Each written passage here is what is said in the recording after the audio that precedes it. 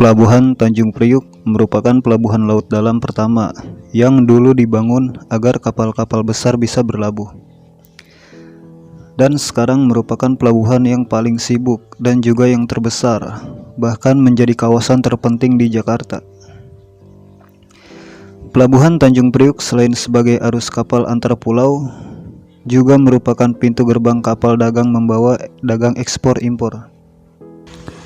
Sebelum dijadikan pelabuhan, kawasan Tanjung Priuk merupakan suatu perkebunan kelapa yang dikuasai oleh beberapa tuan tanah di sana, yakni Ui Tek Yang, Peten, Go Kim Met, Ko Siong Tai, Said Alwi bin Abdullah Atas, dan Hana bin Sheikh Sleman Daud. Dengan adanya ide dari para kapitalis atau modal swasta yang berada di Belanda, maka dilakukan pembangunan pelabuhan di kawasan tersebut. Dan pada akhir abad ke-19, pemerintah Hindia Belanda mengambil alih areal perkebunan tersebut untuk disewakan kepada kapal-kapal yang bernama KPM Koninklijke Paketvaart Maskapai. Sebelumnya pemerintah Hindia Belanda menggunakan pelabuhan Sunda Kelapa.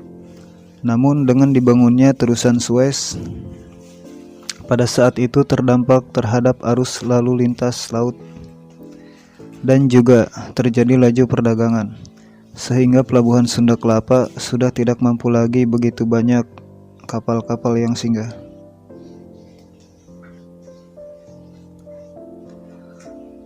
Dan inilah beberapa versi mengenai asal mula nama Pelabuhan Tanjung Priuk.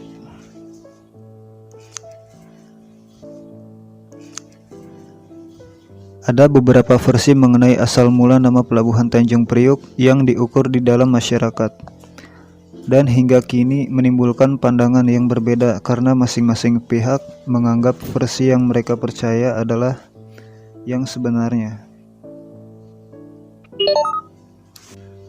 Versi pertama adalah bahwa nama Pelabuhan Tanjung Priuk berasal dari nama Mbah Priuk. Mbah Priuk yang semasa hidup dikenal dengan nama Habib Hasan bin Muhammad Al-Haddad itu berlayar selama 2 bulan dari Palembang menuju Jawa. Banyak rintangan yang berada termasuk serangan dari Belanda dan terjangan ombak. Hingga akhirnya terjangan ombak yang besar menggulingkan kapal dan menghanyutkan Mbah Priuk sampai di tanah Batavia. Habib Hasan bin Muhammad Al-Haddad telah meninggal pada saat terdampar bersama Muhammad Ali Al-Haddad. Versi kedua menyatakan bahwa nama Tanjung Priuk berasal dari keberadaan Aki Tirem. Berdasarkan buku yang berjudul Babad Tanah Betawi yang dibuat Ridwan Saidi. Arus pada zaman dulu ada seorang penghulu warakas yang merupakan lurah di sana bernama Aki Tirem. Aki Tirem dikenal sangat mahir membuat periuk nasi. Karena Tanjung dinamakan Aki Tirem, tinggal disebut Tanjung Priuk yang akhirnya berubah menjadi Tanjung Priok. Versi ketiga dari bahwa nama Tanjung Priuk berasal dari kata dua. Versi ketiga dari bahwa nama Tanjung Priuk berasal dari 2 kata, yaitu Tanjung dan Priok. Tanjung Priuk merupakan daratan yang menjorok ke lautan, dan letak pelabuhan Tanjung Priuk berada di sebuah tanjung kata Priuk yang berasal dari kata periuk,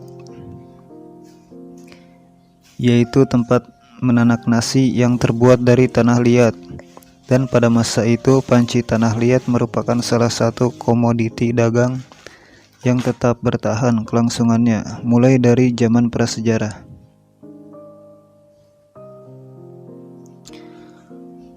Fakta sejarah tentang Pelabuhan Tanjung Priok.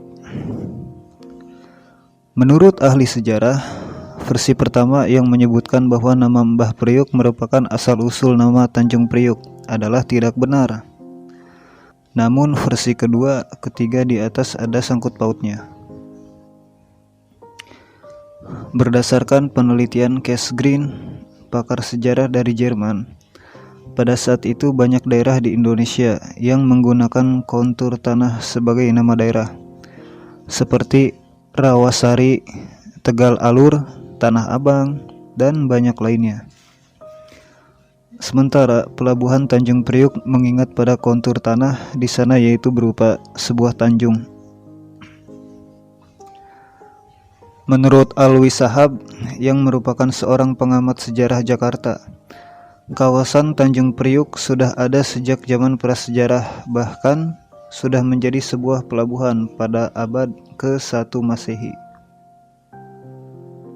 Dan pada abad kedua Masehi, di kawasan tersebut Aki Tirem tinggal dan merupakan penghulu di sana dengan pekerjaan sebagai pembuat periuk. Bahkan sungai yang dekat dengan tempat tinggal Aki Tirem tinggal diberi nama Sungai Tirem, termasuk di daerah Warakas Tanjung Priuk. Dalam legenda juga terpengaruh bahwa Mbah Priuk atau Habib Hasan bin Muhammad Al-Haddad sudah meninggal saat terdampar di tanah Batavia, sehingga tidak sempat mengukir jasa atau peninggalan yang bisa membuat daerah tersebut menggunakan namanya sebagai asal-usul. Nah, sekian dari saya informasi tentang sejarah singkat pelabuhan Tanjung Priuk.